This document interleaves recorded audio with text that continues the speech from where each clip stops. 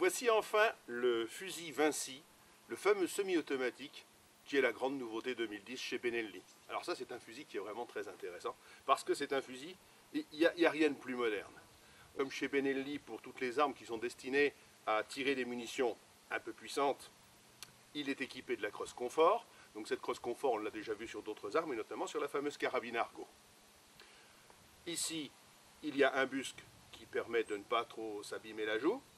Ici, on remarque tous les inserts en caoutchouc qui permettent d'atténuer le recul sur toute la longueur de la crosse. Et évidemment, il y a ce sabot en caoutchouc, on le voit, qui est relativement mou et qui permet d'amortir le recul au niveau de l'épaule et surtout d'être antidérapant.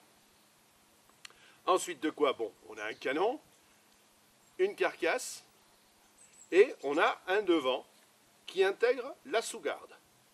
Et cette sous-garde, alors c'est un petit peu particulier, on va le démonter parce que vous allez voir, c'est quelque chose d'assez, c'est révolutionnaire, hein, y a pas, on peut pas le dire autrement. L'opération consiste à appuyer ici, il y a un bouton, alors c'est un peu ferme parce qu'il est tout neuf, hein, celui-là. Le voilà, hop.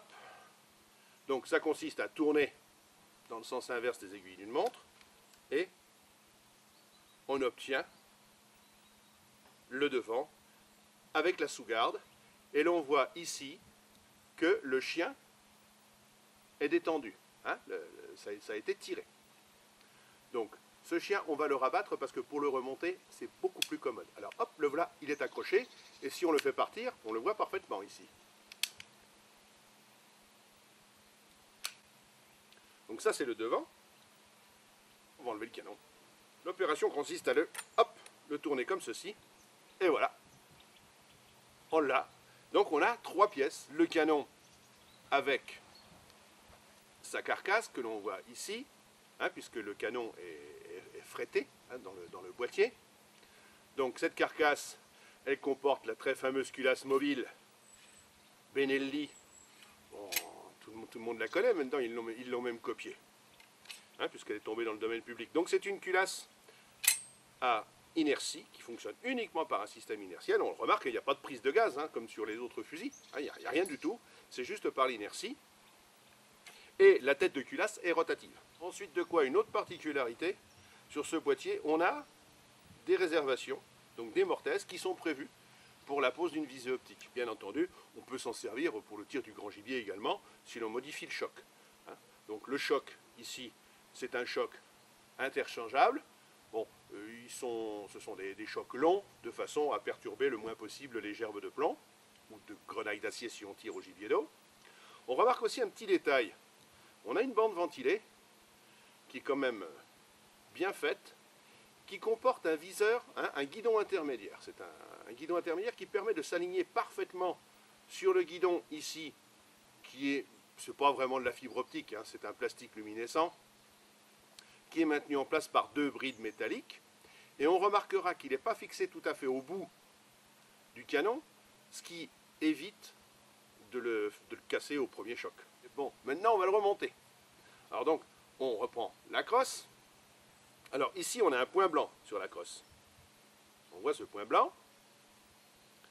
Et on va le remonter, ce point blanc, face à la rainure supérieure du boîtier, que l'on voit ici.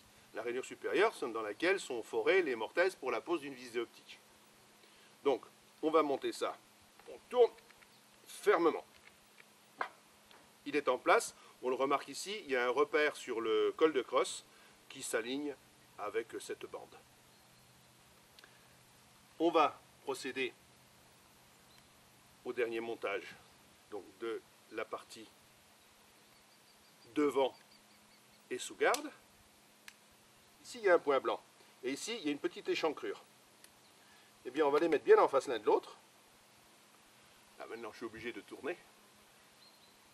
Voilà, il faut pousser suffisamment fort pour le remettre en place. Et maintenant, on a le petit cliquet ici qui est remis en place. Voilà, c'est un fusil qui est extrêmement simple et qui fonctionne vraiment bien, parce que je l'ai déjà tiré, évidemment. Mais on va le tirer après au stand de tir. Autre précision, on a sur ce fusil le système de déverrouillage de la culasse. Et là, on tire. On a également un système de Q-Tough. Ça permet de changer la cartouche qui est chambrée. Par exemple, bon, on est au petit gibier, on tombe sur les sangliers, eh bien on met des balles. Et pour intervertir une munition à grenaille par une munition à balles, il suffit simplement d'appuyer, voilà c'est fait, et quand on ouvre, on éjecte simplement la cartouche, on en remet une autre à balles, on referme, et là on peut tirer. Oh ben nous voici sur le stand de tir de la Canourgue. Le Vinci, on va l'essayer sur des plateaux. Alors on a mis les plateaux en fixe, on a beaucoup de vent, on a un quart de choc, bon c'est prévu pour tirer de la grenaille d'acier. Maintenant c'est l'essai en live. Alors l'inconvénient des fusils semi-auto, c'est d'envoyer les douilles. Et puis après il faut les ramasser. Donc voilà, on va essayer de la munition de chasse. Alors c'est au hasard, hein, c'est au hasard de ce que j'ai attrapé dans la boîte. Ça c'est un coup de 6. Là on a de la 24 bourre à jupe spécial canard. C'est pour montrer aussi un petit peu qu'il digère un petit peu tout aussi. Et ça c'est une Remington.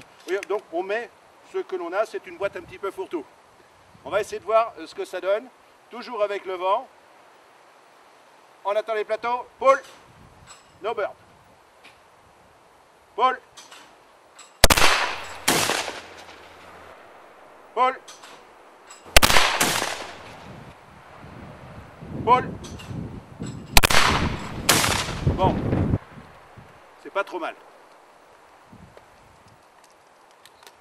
Alors là on tire du 36.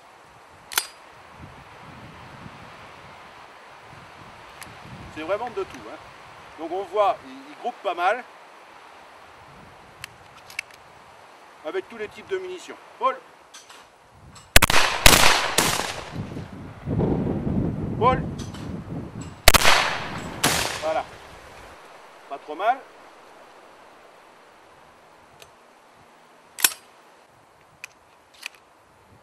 Bon alors on le voit, si on le prend à peu près bien, si on l'épaule à peu près correctement, on arrive à les casser les plateaux.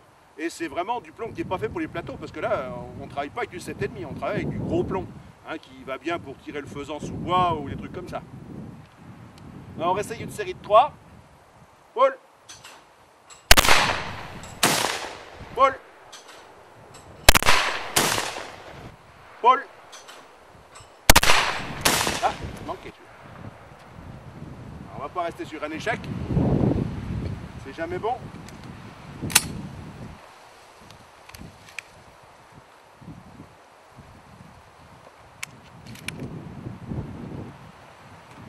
Paul. Paul. Paul. Ouais, c'est tout bon, même une écaille. Voilà. Il n'y a pas grand chose de plus à dire. C'est un excellent fusil, une très très bonne canonnerie. Même avec un quart de choc, bah, on arrive à des résultats qui sont tout à fait propres. Bon, maintenant je pense qu'avec un full, on pourrait aller chercher plus loin. C'est pour ça qu'il ne faut pas, notamment quand il y a du vent, les laisser partir de trop. Mais là, le Vinci, qu'est-ce que vous voulez dire de plus? C'est super. Paul. Paul. Paul.